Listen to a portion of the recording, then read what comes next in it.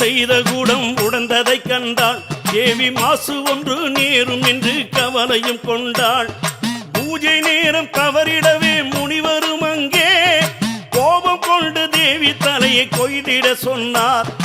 3 பிள்ளை தாய் தலையை வெட்ட மறுக்கவே முனிவர் கோபம் கொண்டு மூவருக்கும் சாபமே கொடுத்தார். 4வது பிள்ளையான பரசுராமனை